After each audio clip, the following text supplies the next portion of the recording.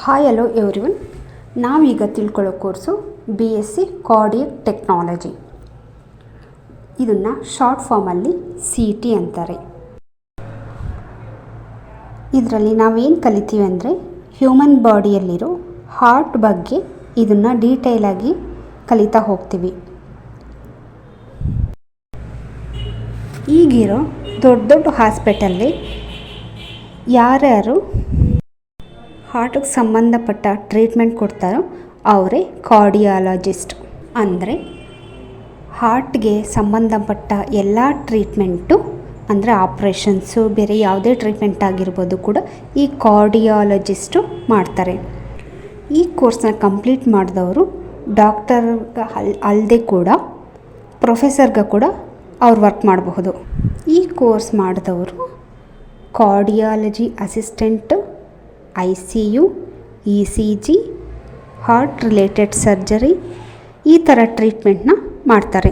Okay, next ಈ course ಮಾಡೋದಕ್ಕೆ eligibility check ಮಾಡೋದಾದರೆ PUC ಮಾಡಿರಬೇಕಾಗುತ್ತೆ. ಅದರಲ್ಲಿ 45ಇಂದ 50% ಇರಬೇಕಾಗುತ್ತೆ. ಅಂದರೆ ಸೈನ್ಸ್ ಸ್ಟ್ರೀಮ್ ಇರಬೇಕಾಗುತ್ತೆ. ಸಬ್ಜೆಕ್ಟ್ ಬಂದು ಫಿಸಿಕ್ಸು, ಕೆಮಿಸ್ಟ್ರಿ, ಮ್ಯಾಥ್ಸು, ಬಯಾಲಜಿ ಆಗಿರಬೇಕಾಗುತ್ತೆ.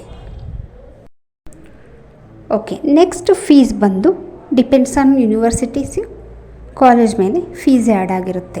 ಓಕೆ, ಫೈನಲ್ಲಿಗೆ ಜಾಬ್ಸ್ ನೋಡೋದಾದರೆ ಯಾವ ಥರ ಇವ್ರು ಜಾಬ್ಸ್ ಮಾಡ್ತಾರೆ ಅಂತ.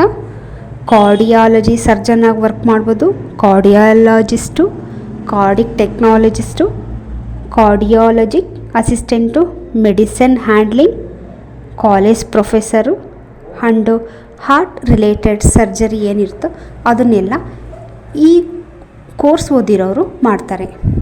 ನೆಕ್ಸ್ಟು ಸ್ಯಾಲ್ರಿ ನೋಡೋದಾದರೆ ಇವರಿಗೆ ಸ್ಟಾರ್ಟಿಂಗು 25ಇಂದ 35 ಅಥವಾ 30,000ವರೆಗೂ ಪ್ರೊವೈಡ್ ಮಾಡ್ತಾರೆ. ಓಕೆ, ನೀವು ಈ ಕೋರ್ಸು ಯಾವ ಕಾಲೇಜಸಲ್ಲಿರುತ್ತೆ, ಯಾವ ಕಾಲೇಜಸಲ್ಲಿ ತೊಗೊಂಡ್ರೆ ನಿಮಗೆ ಸ್ಕೋಪ್ ಇದೆ, ಬೇರೆ ಏನಾದರೂ ಇನ್ಫಾರ್ಮೇಷನ್ಸ್ ಬೇಕಿದ್ದರೆ ಸ್ಕ್ರೀನ್ ಮೇಲೆ ಕಾಣಿಸ್ತಿರೋ ನಂಬರ್ಗೆ ಕಾಲ್ ಮಾಡಿ ಇನ್ಫಾರ್ಮೇಷನ್ಸ್ ಕೂಡ ತೊಗೋಬೋದು.